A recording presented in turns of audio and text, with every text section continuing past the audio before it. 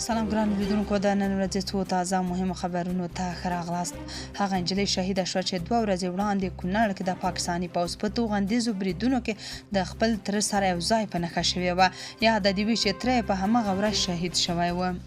جان چکزي د افغان ځواکونو لخوا په ډیورن کرښې د غزن تاش کولو په غبرګون کې لیکلي چې دا کار به پاکستان ته لا ښه پلمه او چانس په لاس ورکړي تر څو د افغانستان یو شمېر نورې سیمې هم تر خپل کنټرول لاندې راوړي. پاکستان عافیه صدیقي په $55,000 پلورلې. د عافیه صدیقي وکیل کلایو سمیت ادعا کړې چې د راپورونو له مخې د امریکا استخباراتي ادارې یعنې CIA د هغې د نیولو په بدل کې د پاکستان پوځ ته $55,000 ورکړي وو. سمیت دا څرګندونې پر خپل ایکس پاڼه د یوه کاروونکي په ځواب کې کړې دي. هغه دغه اقدام شرموونکی بللی، ویلي دي چې دا قضیه وروسته د عافیه صدیقي د شکنجې، د هغې د ماشومانو د ناوړه چلند او د شیدې خوړونکي ماشوم سلیمان د مرګ لامل شو.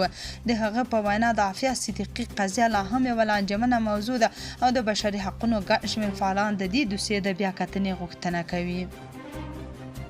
چین نن د کابل او اسلام آباد ترمنځ د مذاکراتو کوربه دی. سرچینو تولیونیوس ویلي له پاکستان سره د سولې خبرو په موخه د اسلامي امارت 5 کسیزه پلاوی د چین پر لور خوځېږي.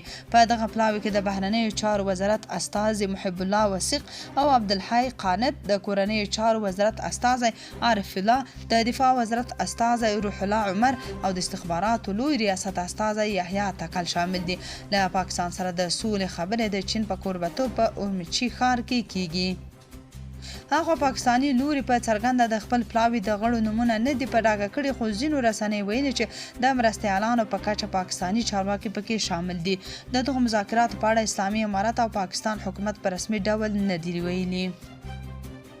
په کونړ کې د جګړو له کبله 9,000 کورنۍ بې ځایه شوي. د کونړ د اطلاعاتو او کلتور رئیس نجیب الله وایي چې له پاکستان سره د جګړې له پیل د دغه ولایت د ډیورن کرښې ته څیرمه ولسوالیو کې شاوخوا 9,000 کورنۍ بې ځایه شوي دي. نوموړي زیاته کړې چې د پاکستان پوځ د جګړې له پیله د ملکي خلکو کورونه په نښه کړي دي. عنایت الله چې د همدې کورنیو له بې ځایه شوو څخه دی، وایي چې اکثره کورنۍ د مینو له نشتوالي له امله د سیند پر غاړه ژوند کوي او ژوند یې له کړاو سره مخ دی. نوموړي زیاته کړې د پاکستان له بریدونو ډیرو خلکو خپل کورونه پرېښي. موږ په ډیر بد حالت کې او یوازې د ورځې لخوا خپلو کورونو ته د څارویو پاللو لپاره ځو او بیرته مازدیګر مهال راځو. ډیری بې ځایه شوي د سرپناه مرستو غوښتنې کوي. د کډوالو او بیرته راستنېدونکو چارو وزارت ویان عبدالمطلب حقاني بیا تر دې وړاندې ویلي و چې په ډیورن کرښه پر پرتو سیمو د پاکستان د بریدونو له امله 21,409 کورنۍ بې ځایه شوي دي. هغه په وینا له دې ډلې تر 8,000 ډیرو کورنیو سره د 101 میلیونه افغانیو په ارزښت خوراکي او نغدي مرستې کړي دي. د افغانستان پخواني ولسمشر ډاکټر نجیب الله لور او سیاسي فعال هیله نجیب د افغانستان په تړاو په نړیوالو بحثونو کې د خپل ګډون په اړه ویلي چې د افغانستان په تړاو نړیوال بحثونه دوام لري، خو د هغې په باور په ټولو ناسو بحثونو کې ګډون د هیواد د اوږدمهاله ګټو لپاره ګټور نه دی.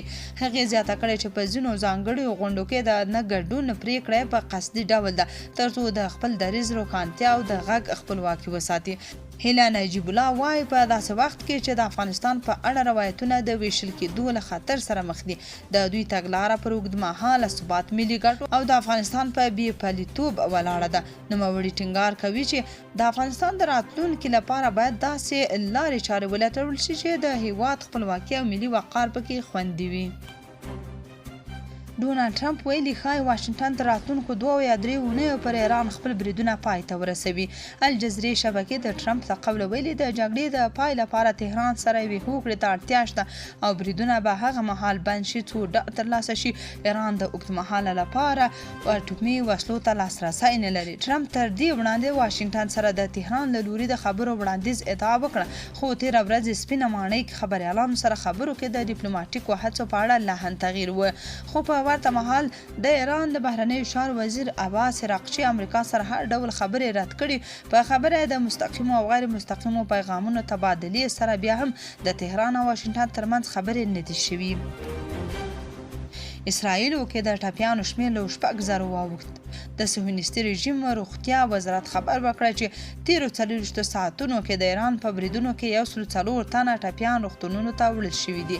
د یاد وزارت له لوري خپرو شوو معلوماتو کې راغلي چې د جګړې لپاره بیا تر اوسه 6180 تنه ټپیان روغتونونو ته وړل شوي دي. یاد بنسټ بیا د وژل شوو کسانو شمیرې نه دي په ډاګه کړي. اسرائیلو کې د رسنیو سانسور سره بیا هم رسنیو ته په لاس کې ورغلي شمیرې ښایي چې د بریدونو له پیل بیا تر دې دمه 1200 ډیر کسان وژل شوي دي. علیمه خان د عمران خان له پلویانو غوښتي چې د هغه د خلاصون لپاره د سړکونو ته راووځي. د پاکستان تحریک انصاف ګوند بنسټګر او د پخواني لومړي وزیر عمران خان خور علیمه خان له زندانه د نوموړي او د هغه د میرمنې بشرا بیبي د خلاصون لپاره د یاد ګوند پر غړو او پلویانو غږ کړی چې د احتجاج لپاره سړکونو ته راووځي. علیمه خان د سه شنبې په ورځ له رسنیو سره په خبرو کې ویلي عمران خان له روغتیایي ستونزو سره مخ دی چې دې مسلې دوی سخت اندېښمن کړي دي. نوموړي ټینګار وکړ چې د عمران خان درملنه دې په شفا نړیوال روغتون کې ترسره شي. هغې ویل حکومت یوازې هغه مهال د درملنې اجازه ورکوي کله چې دوی د ولس د احتجاجونو له امله تر فشار لاندې راشي. د هغې په وینا د ګوند مشران د احتجاج کولو په اړه زړه نازړه دي. بل لور ته تېره اونۍ د خیبر پښتونخوا سر وزیر سهیل اپریدي او د پاکستان تحریک انصاف ګوند لخوا په پیښور کې د عمران خان د خلاصون لپاره د جوړ شوي غورځنګ د غړیتوب کمپاین پیل شو. ایران پر سعودي عربستان، قطر، بحرین، کویت او اسرائیلو د توغندیزو او ډرون بریدونو لړۍ پیل کړه. د کویت دولتي خبري اژانس راپور کړی چې ایران په ډرون برید کې د کویت نړیوال هوایي ډګر د تیلو ټانګونه په نښه کړي چې له امله لویه اورلګیدنه رامنځته شوې خو مرګ ژوبله نه لري. د بحرین د کورنیو چارو وزارت هم ویلي چې د ایران له برید وروسته د یو شرکت په تاسیساتو کې اورلګیدلی خو جزئیات نه دي ورکړي. د سعودي دفاع وزارت هم اعلان کړی چې 2 بي پیلوټ الوتکې نسکوري کړي دي. د اسرائیلو پوځ راپور ورکړی چې له ایران نه څو توغندي توغول شوي او د شنډولو هڅې روانې دي. د اسرائیلو پوځ دا هم ویلي چې له یمن نه هم دغه هیواد په لور یو توغندی توغول شوی دی. عراق چې وایي له امریکا سره د خبرو لپاره باور صفر دی. د ایران بهرنیو چارو وزیر سید عباس عراقچي له الجزیرې سره په نوې مرکه کې ویلي چې له امریکا سره هیڅ رسمي مذاکرات نه دي شوي بلکې یوازې پیغامونه تبادله شوي دي. عراقچي زیاته کړې چې د امریکا له لوري ځینې مستقیم او غیر مستقیم پیغامونه ترلاسه شوي خو دا د خبرو معنا نه لري. هغه ټینګار کړی د باور کچه صفر ده او تر هغې چې عملي ګامونه پورته نه شي د مذاکراتو زمینه نه برابریږي. هغه همدارز وویل چې د هرمز تنګی یوازې هغو هیوادونو ته پرانیستی دی چې له ایران سره په جګړه کې نه دی او ایران د خپلې خاورې د اوبو د کارولو حق لري.